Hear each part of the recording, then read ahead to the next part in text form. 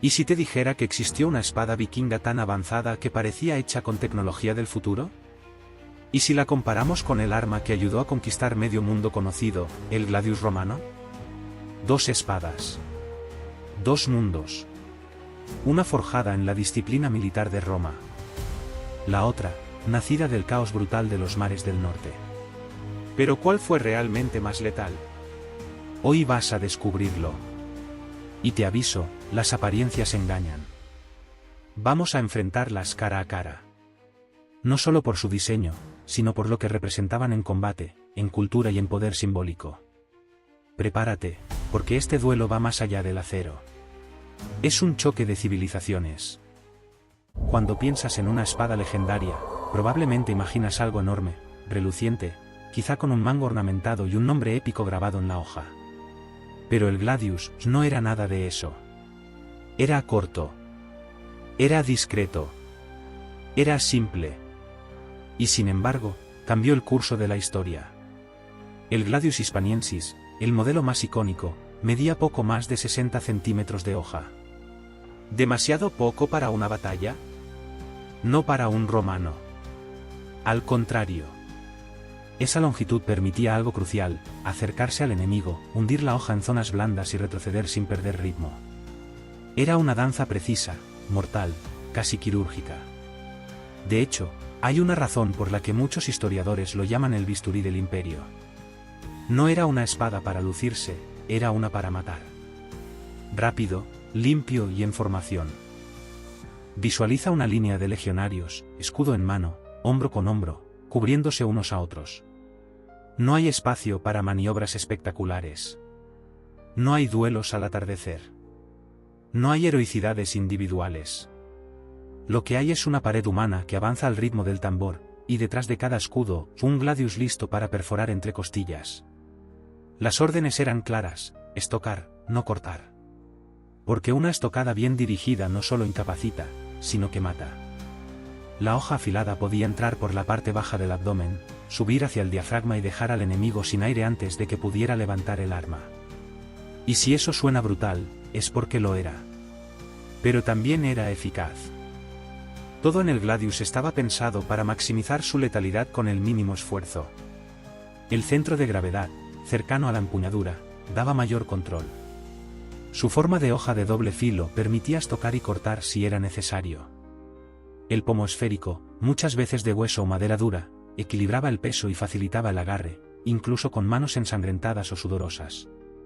Y, por supuesto, venía acompañado de una funda decorada, colgada del cinturón del soldado, no solo como herramienta, sino también como símbolo de disciplina y deber.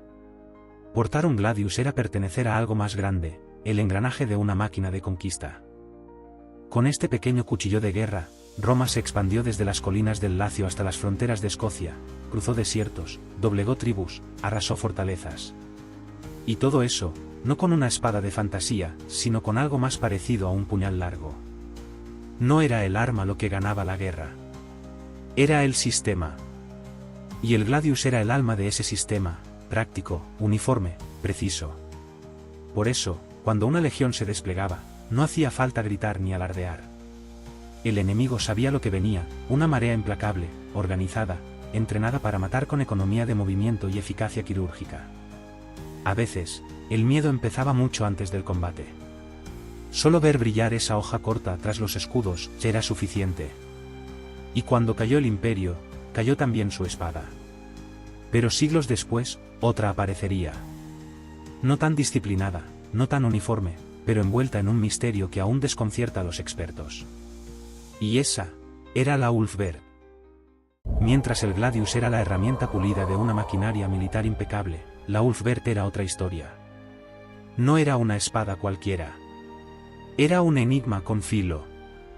La primera vez que se encontró una, los arqueólogos no sabían qué pensar. Una hoja vikinga, elegante, robusta, y con una inscripción en latín. Sí, en pleno corazón del mundo nórdico, una espada con la palabra Ulfberht. ¿Un nombre? ¿Una marca? ¿Una firma divina? Se han descubierto más de 170 espadas Ulfberht entre Noruega, Dinamarca y Alemania, datadas entre los siglos IX y XI. Y aquí empieza lo interesante, la mayoría de las armas de esa época eran de hierro mal refinado. Frágiles, pesadas, propensas a romperse en medio del combate. Pero las Ulfberht no. Estas espadas estaban forjadas con un acero tan puro y con un contenido de carbono tan preciso, que los herreros medievales no debían ser capaces de producirlo. Para forjar una Ulfberht auténtica se necesitaban hornos capaces de alcanzar temperaturas superiores a los 1500 grados. Eso no era común en Europa hasta el siglo XVIII. Entonces, ¿cómo lo hicieron? Los estudios metalúrgicos modernos revelaron que estas espadas vikingas tenían una estructura similar al acero al crisol, un material que por aquel entonces solo se fabricaba en lugares como Persia, la India o Asia Central. La teoría más aceptada es que este acero llegó a Europa a través de la ruta del Volga, desde los talleres islámicos de Oriente. Pero, ¿cómo llegó ese conocimiento a manos de los vikingos? ¿Comercio?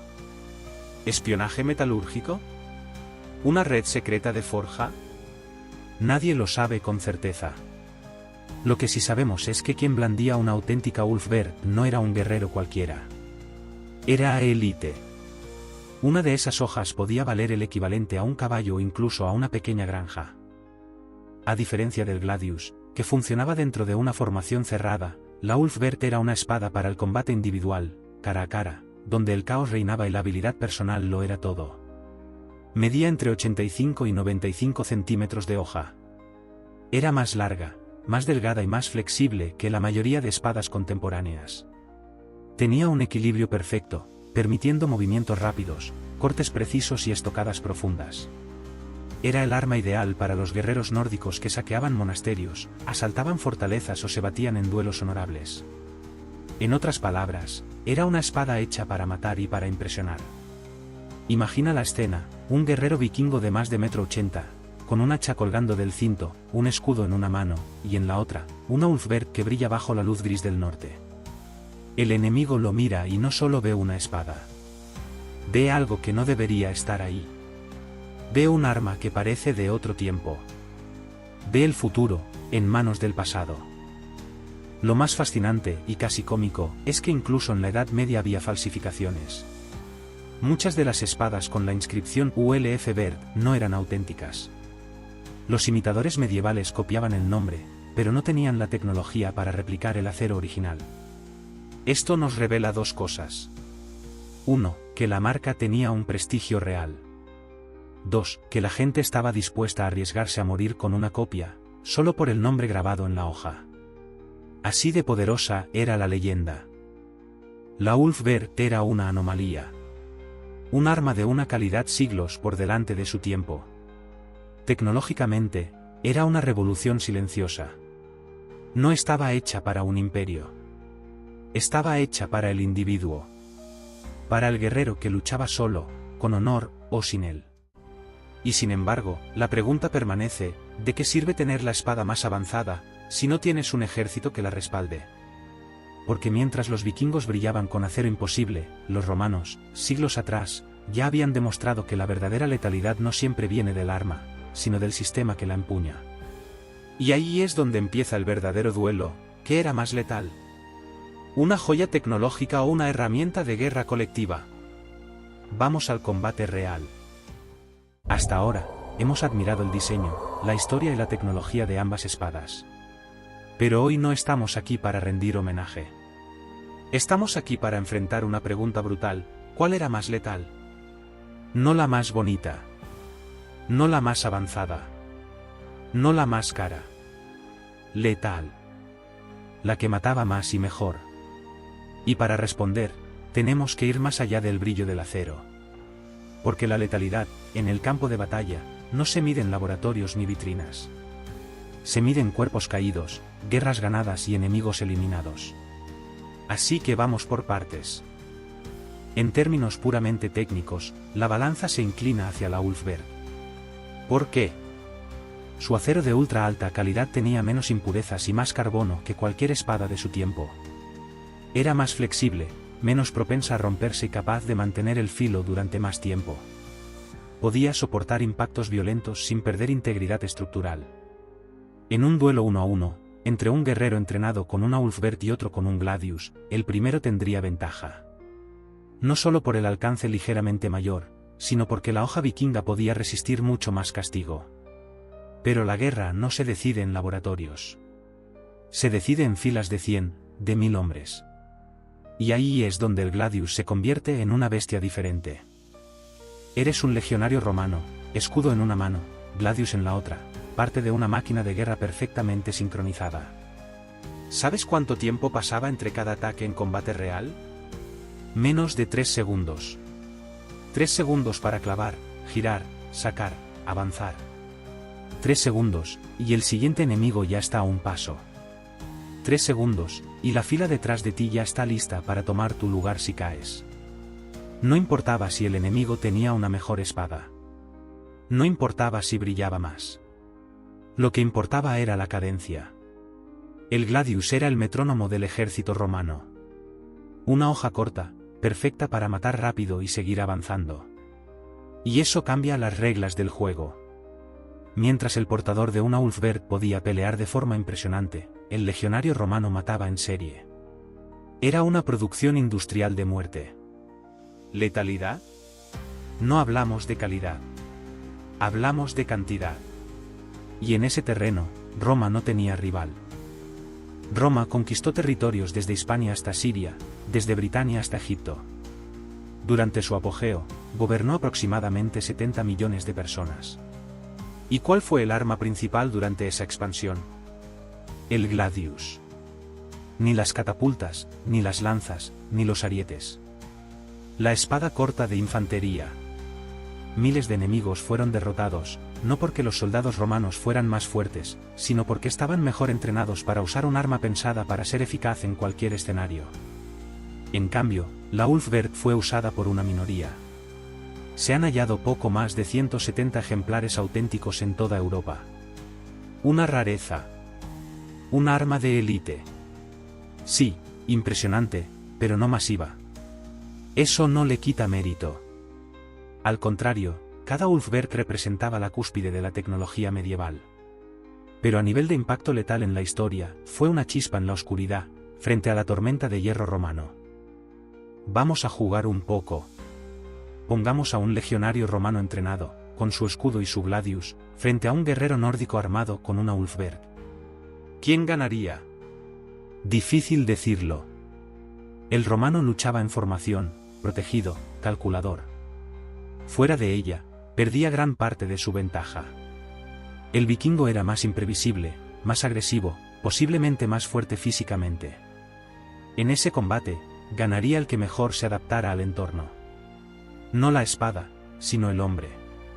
Pero la pregunta no es quién ganaría un duelo. La pregunta es, ¿cuál de estas espadas cambió el mundo? ¿La que brillaba como el futuro o la que forjó un imperio? La Ulfberg fue una joya tecnológica. El Gladius, una fábrica de muerte.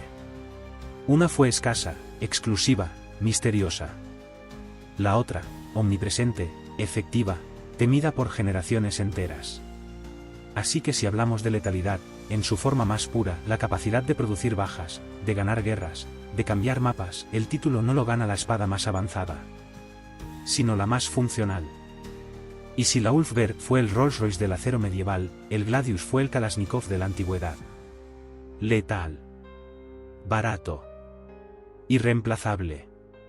Pero antes de sacar conclusiones, hay algo que no hemos explorado aún, lo que estas espadas representaban más allá del combate. Porque a veces, lo más afilado, no es el filo. Porque al final, una espada nunca es solo una espada. Es fácil perderse en el filo, en la técnica, en los números de bajas o en la calidad del acero. Pero cuando una civilización empuña un arma, esa hoja refleja algo más que metal. Refleja sus valores, su visión del mundo, su forma de entender la guerra y la vida. Y pocas veces esto ha sido tan evidente como con el Gladius romano y la Ulfberg vikinga. El Gladius no era el arma de un héroe solitario. Era el arma de un colectivo. Cada legionario que lo portaba era parte de una máquina impersonal, meticulosamente calculada.